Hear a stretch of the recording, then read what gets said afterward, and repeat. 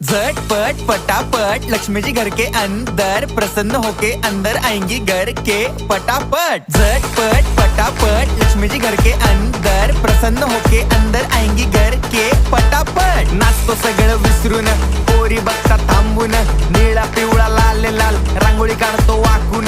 सणासुदीला रांगोळी काढ, भाऊचा बर्थडे रांगोळी काढ, नवीन वर्ष रांगोळी काढ, कलर उरला रांगोळी काढ।